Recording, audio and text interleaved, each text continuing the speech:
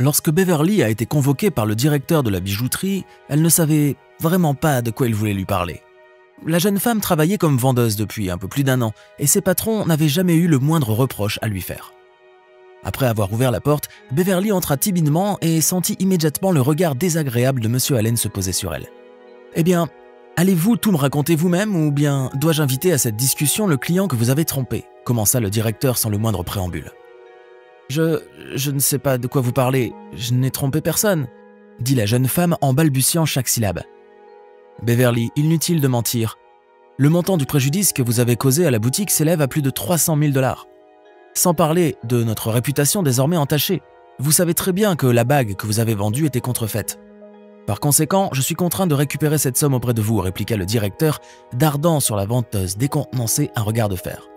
Excusez-moi, mais où croyez-vous que je puisse trouver une telle somme demanda Beverly en luttant pour retenir ses larmes. Le visage du directeur rayonnait d'une froide hostilité, et elle savait qu'il était inutile d'attendre de sa part la moindre compassion.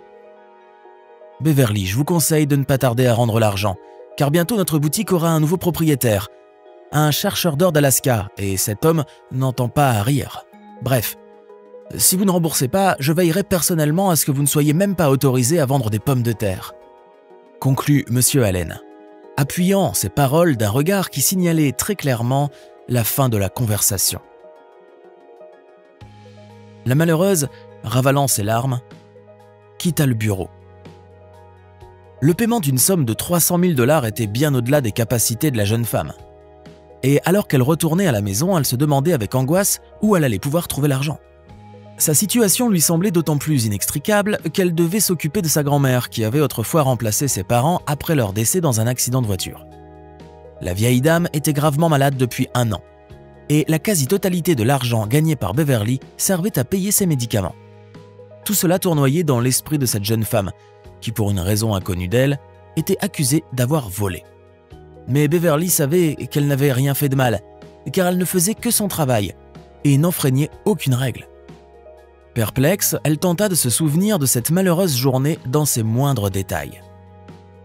Ce jour-là, un bel homme était entré dans la boutique, et après une inspection méticuleuse de la vitrine, il avait opté pour une coûteuse bague en or blanc sertie de diamants.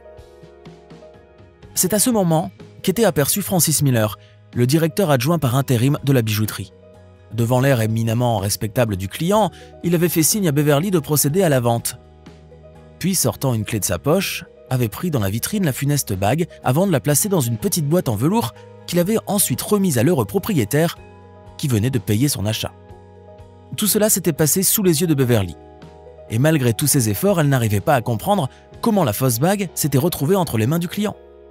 D'ailleurs, selon la procédure habituelle, c'était aux vendeurs que revenait la tâche de remettre aux clients leurs achats. Mais Beverly et Francis avaient une relation très cordiale et amicale avant cet incompréhensible scandale concernant la bague contrefaite. Quelque temps avant le jour fatidique, Francis avait commencé à accorder beaucoup d'attention à la jeune femme, lui offrant des fleurs et des cadeaux, et l'aidant à acheter des médicaments pour sa grand-mère. Bien sûr, Beverly en avait été très flattée et était aux anges. Mais lorsque le scandale éclata, Francis Miller s'employa rapidement à prendre ses distances avec la jeune femme, comme si elle était atteinte d'une maladie contagieuse. Beverly fut tirée de son état de réflexion anxieuse par la voix d'une vieille dame à l'arrêt de bus. « Mademoiselle, faites attention, votre sac est ouvert. » La jeune femme regarda son sac avec surprise et constata que la dame âgée avait raison. Assaillie par un mauvais pressentiment, Beverly plongea la main dans son sac à main et, à son grand désarroi, constata que son porte-monnaie n'y était plus. « Mais qu'est-ce que j'ai fait pour mériter tout ça ?» murmura la pauvre Beverly, le cœur serré par l'angoisse. Abattue, la tête basse, elle prit le chemin de la maison à pied, car elle n'avait plus d'argent pour prendre le bus. Plongée dans un état de tourment mental et à la limite du désespoir, Beverly ne remarqua pas qu'elle s'était engagée sur la chaussée. Elle eut à peine le temps d'entendre le crissement de frein avant de sentir quelque chose la heurter violemment. Lorsque Beverly reprit connaissance, elle se trouvait à l'hôpital. Plissant les yeux en réaction à l'aveuglante lumière des néons, elle entendit une agréable voix masculine à côté d'elle. Une légère commotion et des contusions, la patiente a eu une chance incroyable et elle s'en sort vraiment bien. Beverly ouvrit alors les yeux et vit qu'elle était allongée dans un service de traumatologie et que plusieurs infirmières et médecins se trouvaient autour d'elle. La jeune femme tenta de se soulever sur ses coudes, mais elle fut immédiatement prise d'étourdissement. « Ne vous pressez pas, mademoiselle Simmons. Prenez votre temps, il est encore trop tôt pour essayer de vous lever, » lui dit une infirmière en ajustant l'oreiller de la patiente. « Et ma grand-mère, elle doit être inquiète, non ?» demanda Beverly, surprise de voir à quel point sa voix semblait calme et peu naturelle. En réponse, l'infirmière s'empressa d'assurer à la patiente que sa grand-mère savait déjà ce qui s'était passé. Beverly sourit faiblement en guise de reconnaissance, puis elle tourna la tête vers la gauche pour voir un panier de roses écarlates sur la table de nuit. « Oh, c'est un cadeau du chauffeur de la voiture qui vous a renversé. Il est inquiet, il fait le pied de grue à la porte depuis ce matin, » dit l'infirmière, voyant où s'était posé le regard de la patiente. Beverly grimaça et ferma les yeux. Elle n'aimait pas les roses, et leur préférait les fleurs sauvages communes. De plus, la jeune femme s'était subitement souvenue que Francis Miller lui avait offert des roses peu avant cet incident avec la fausse bague. Soudain, Beverly se rappela un incident qui fit surgir une étincelle de doute anxieux dans son âme. Un jour, alors qu'elle se trouvait dans le bureau de Francis, la jeune femme avait accidentellement fait tomber des dossiers se trouvant sur le bureau. Et lorsque le directeur adjoint s'était précipité pour les ramasser, une étrange pochette contenant ce qui semblait être une bague à diamants était tombée de sa poche.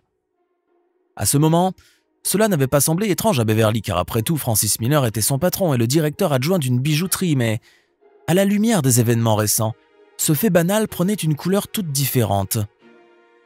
Alors que Beverly se remémorait avec peine ces événements, la porte de la chambre s'ouvrit et un homme d'une trentaine d'années apparut sur le seuil.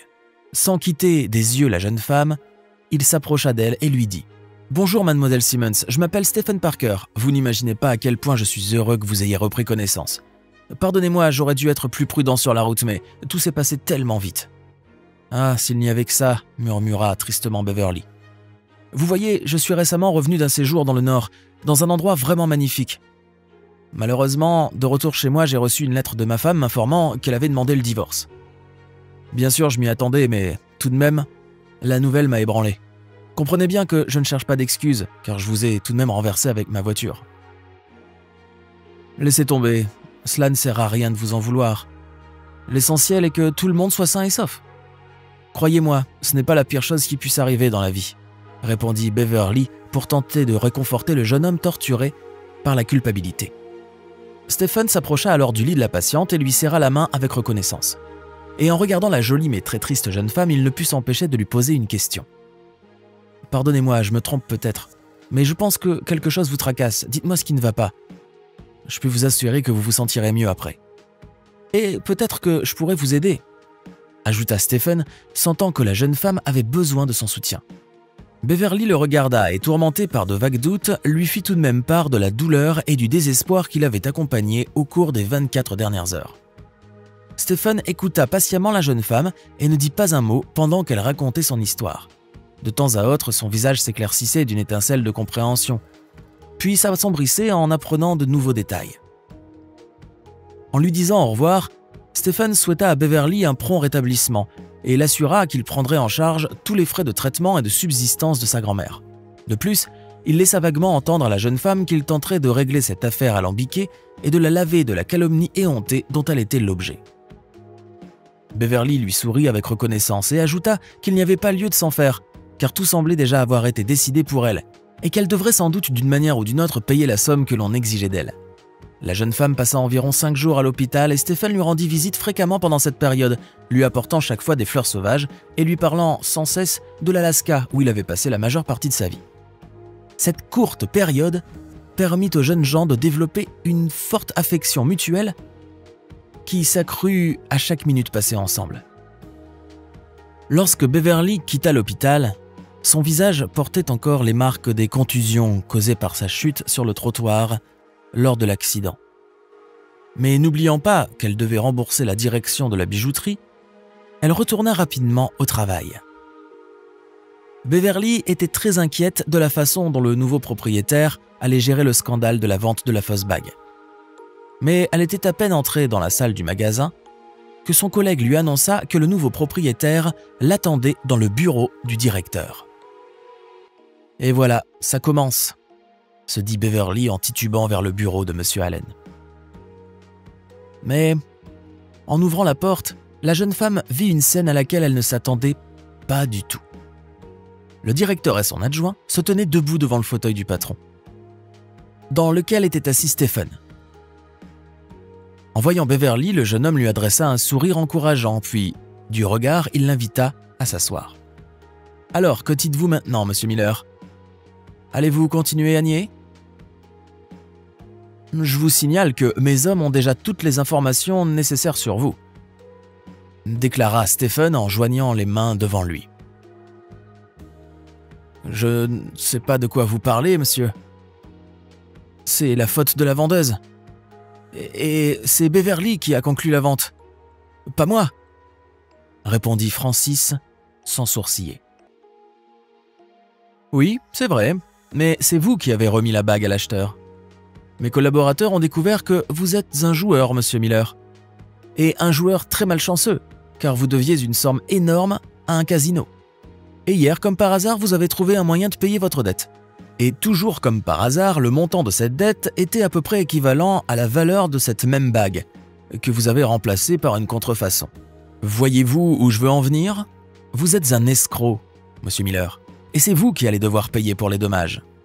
Quant à vous, monsieur Allen, je vous inflige un blâme sévère pour négligence, dit Stephen en s'adressant au directeur du magasin et à son adjoint. En entendant les paroles du nouveau propriétaire, Beverly eut l'impression que ses épaules venaient d'être soulagées d'un poids immense. Très émue et débordante de gratitude, elle était prête à embrasser Stephen sur le champ. Elle se retint, mais elle eut cependant l'occasion de le faire lorsqu'un peu plus tard, le jeune homme la prit lui-même dans ses bras en lui avouant son amour pour elle.